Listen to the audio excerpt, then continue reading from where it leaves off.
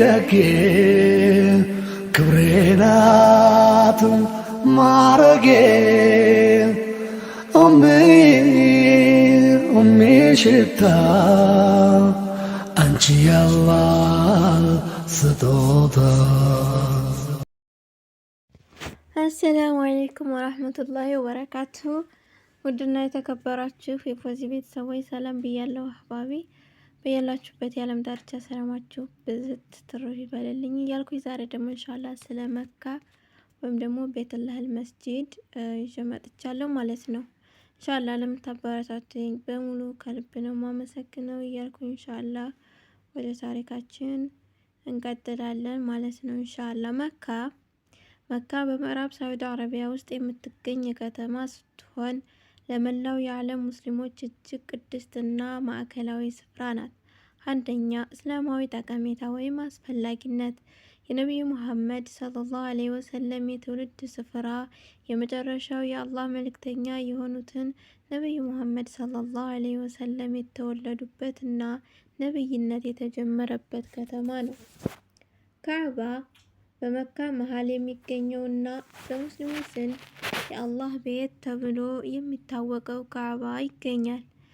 በዓለም ዙሪያ ያሉ ሙስሊሞች በቀን 5 ጊዜ ወደዚህ አቅጣጫ ወይም ቂብላ ዙረው ይሰግዳሉ።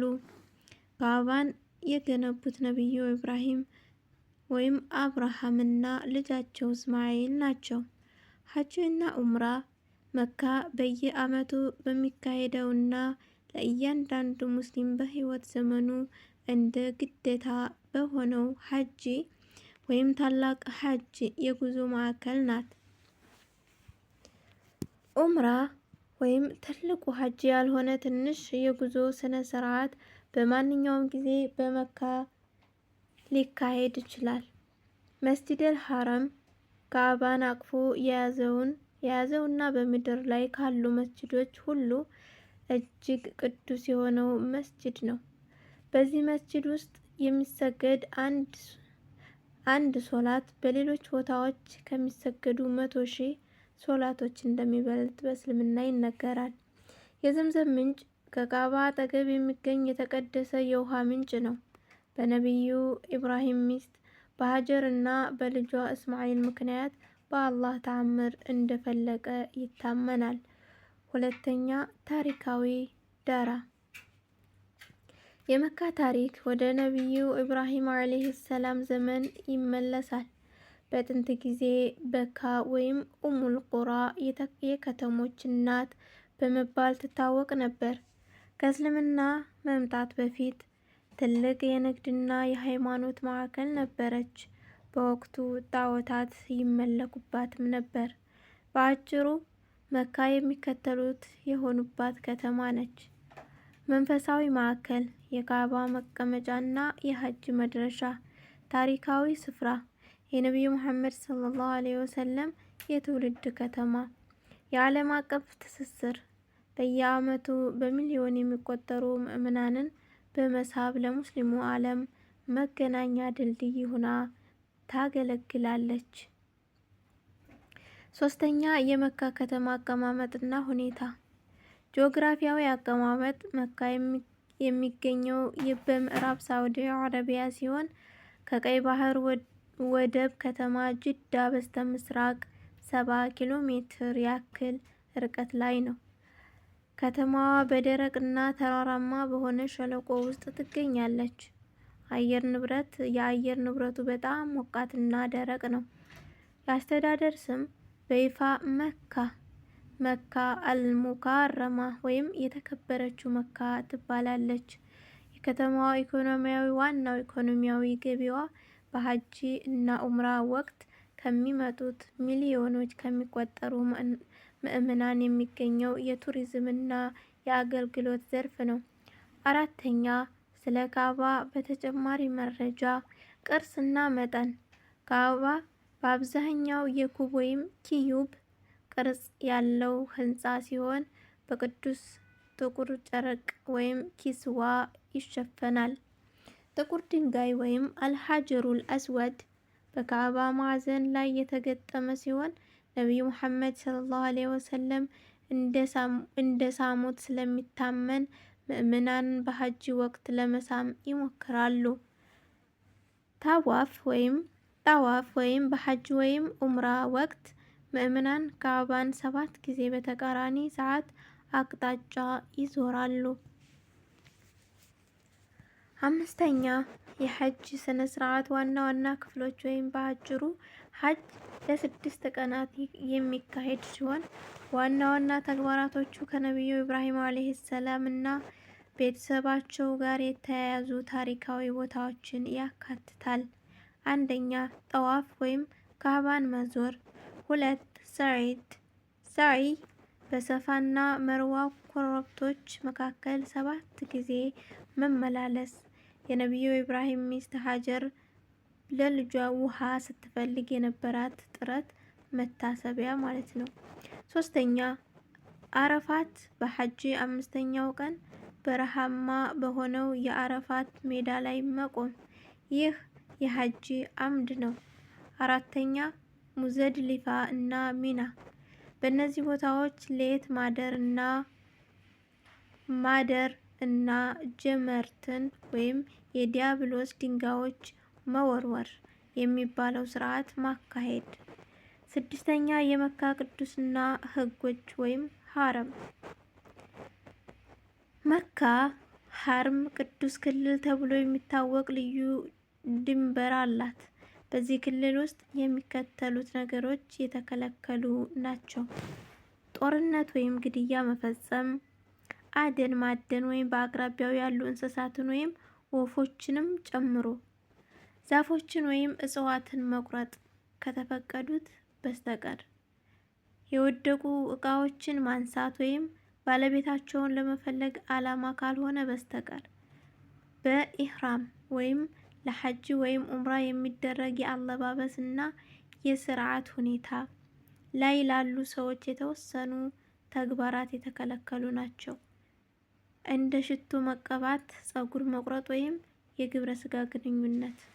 ይህ የቅድስት ክልክል ከተማዋን ልዩና የተጠበቀ ቦታ እንድትሆን ያደርጋታል። 7ኛ የመካ ከተማ ዘመናዊ ገጽታ። ከቅዱስ ስፍራነቷ በተጨማሪ መካ በፍጥነት እያደገች ያለች ዘመናዊ ከተማ ናት። ዘመናዊ ግንባታዎች የከተማዋን በሚሊዮኖች የሚቆጠሩ ምዕመናንን የመቀበል አቅም ለማሳደግ ታላላቅ የግንባታ ፕሮጀክቶች ተካሂደዋል። የአብራጅ አልበይት ህንፃዎች ከመስጂደል ሐረም አቅራቢያ የሚገኙ ሲሆን መካ ሮያል ክሎክ ታወር ወይም የሰዓት ማማው የተባለውን ግዙፍ ሰዓት ጨምሮ ብዙ ሆቴሎች፣ የገበያ ማዕከሎች እና የመኖሪያ ህንፃዎች ይገኙበታል። የመሰረተ ልማት ዝርጋታ ምዕመናንን በፍጥነት ለማንቀሳቀስ የባቡር መስመሮችና ሰፊ መንገዶች ተገንብተዋል።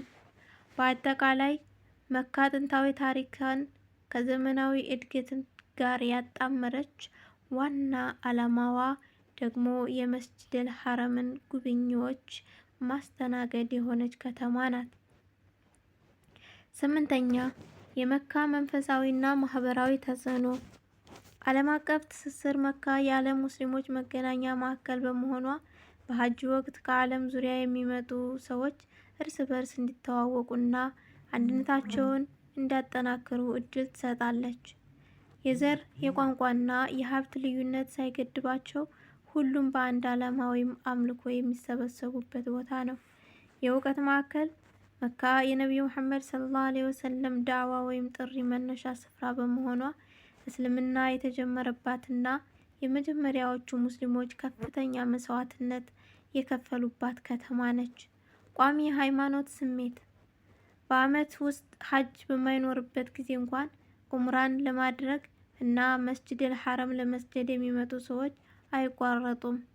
ይህም ከተማዋን ሁልጊዜ ህያው የሃይማኖት ማዕከል እንድትሆን ያደርጋል። 9ኛ ታሪካዊ ክስተቶች በአጭሩ። ሂጅራ ወይም ስደት። ነቢዩ ሙሐመድ ሰለላሁ ዐለይሂ ወሰለም እና ተከታዮቻቸው በመካ የደረሰባቸውን ስደት ተከትሎ ወደ መዲና ወይም የትሪብ የሄዱበት ታሪካዊ ክስተት የመካ መከፈት በ630 ዓመተ ምህረት በእስላማዊ ዘመን 8ኛው ዓመት ነብዩ መሐመድ ሰለላሁ ዐለይሂ ወሰለም መካን በሰላም ሲቆጣጠሩና ካዕባን ከጣዖታት ሲያጸዱ ከተማዋ ለዘላለም የእስልምና መንፈሳዊ ማዕከል ሆናለች። ይህ ስለ መካ የሚጠቀሰው መረጃ አጠቃሎ ያቀርባል። 10ኛ ሌሎች ታዋቂ የመካ ስፍራዎች ከካዕባና ከመስጂደል ሐረም በተጨማሪ በመካ ዙሪያ ሌሎች ታሪካዊና ሃይማኖታዊ ስፍራዎች ይገኛሉ። ሂራ ዋሻ ወይም ጋራ ሂራ ነብዩ መሐመድ ሰለላሁ ዐለይሂ ወሰለም የመጀመሪያውን የቁርአን መልእክት የተቀበሉበትና ከነቢይነታቸው በፊት ያሰላሰሉበት የነበረ ዋሻ ነው። ስውር ዋሻ ወይም ጋር ስውር ነብዩ መሐመድ ሰለላሁ ዐለይሂ ወሰለም ወደ መዲና ሲሰደዱ ወይም ሂጅራ ከጠላቶቻቸው ተደብቀው የቆዩበት ዋሻ ነው። ሚና ሸለቆ በሐጅ ወቅት ምእመናን ለ3 ቀናት የሚቆዩበትና የዲያብሎስ ድንጋዮችን የሚወረውሩባት ወይም ጀመራት ስፍራ። አረፋት ተራራ ወይም ጀበል አልራህማ በሐጅ ወቅት ምእመናን የሚሰበሰቡበት ተራራ ነው። 11ኛ የመካ መጠሪያ ስሞች መካ በእስልምና ባህል ውስጥ በብዙ መጠሪያ ስሞች ትታወቃለች። ከነዚህም ውስጥ ዋና ዋናዎቹ መካ አልሙካርማህ ትርጉሙ የተከበረችው መካ ማለት ነው። በካ ይህ መጠሪያ በቁርአን ውስጥ ተጠቅሷል። አንዳንድ ሊቃውንት መካ የድሮ መጠሪያ ሲሆን ከመጨናነቅ ከሚለው ቃል ጋር የተያያዘ ነው ወይም በሐጅ ወቅት ብዙ ሰው ስለሚጨናነቅ ይላሉ። ኡሙል ቁራ ትርጉሙ የከተሞች እናት ማለት ሲሆን የከተማዋን ቅድሚያና ማዕከላዊ ያሳያል። በለደል አሚን ትርጉሙ ደህንነቷን የተጠበቀ ከተማ ማለት ሲሆን መካ ልዩ የደህንነትና የቅዱስ ክልል ወይም ሐረም መሆኗን ያመለክታል። 12ኛ የሳውዲ አረቢያ የመካ ልማት ራዕይ 2030 የሳውዲ አረቢያ መንግስት ከነዳጅ ገቢ ጥገኝነት ለመቀነስ እና የቱሪዝም ዘርፋን ለማስፋፋት ባወጣው ራዕይ 2030 መሰረት ለመካ ልዩ ትኩረት ተሰጥቷል።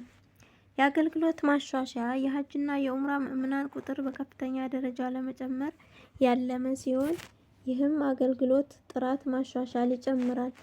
የመስጂደል ሐረም ማስፋፋት የማስፋፊያ ፕሮጀክቶች ብዙ ምእመናን በአንድ ጊዜ ስርዓተ አምልኮ እንዳከናውኑ ለማስቻል ያለሙ ሲሆን የዓለምን ትልቁን መስጂድ አቀፍ በእጅጉ ይጨምራሉ። በኢንፍራስትራክቸር ልማት በከፍተኛ ፍጥነት የሚጓዙ ባቡሮች ለምሳሌ ሀረማያን ሃይ ስፒድ ሬልዌይ መካን ከጅዳ እና ከመዲና ጋር በማገናኘት የጉዞ ሰዓትን አሳጥረዋል። በአጠቃላይ መካ ከጥንት ጀምሮ እስከ አሁን ድረስ በዓለም የእስልምና እምነት ተከታዮች ዘንድ ቅዱስና ማዕከላዊ ከተማ ሆና ቆይታለች። ስለ ነብዩ መሐመድ ሰለላሁ ዐለይሂ ወሰለም መካ የነበረውን ግንኙነት በሰፊው ልገልጽላችሁ እችላለሁ። መካን አስመልክቶ የነበረው መረጃ ሰፊ እንደሆነ መጠን ከዚህ በላይ አዲስና ያልተሳካ መረጃ የለም ይለናል። ኢንሻአላህ አህባቢ የዛሬው ቪዲዮአችን ይሄን ይመስላል ማለት ነው። እንግዲህ ቀጣይ ደግሞ ስለ መዲና ታሪክ ይዤ እመጣለሁ። ስለምታበረታቱኝ ሁላችሁንም ከልብ ነው ማመሰግነው። ጀዛኩሙላሁ ኸይረን እያልኩኝ አህባቢ እኔ በዚሁ ሰናበታችኋለሁ ማለት ነው። ሰላም፣ ፍቅር፣ አንድነት ለሀገራችን እያልኩኝ ቀጣይ ቪዲዮ እስከምንገናኝ ሰላማችሁ ይብዛልኝ። ሰላም አለይኩም ወራህመቱላሂ ወበረካቱ። ደጌ ክብሬ ናት ማረጌ ሽታ አንቺ ያላህ ስጦታ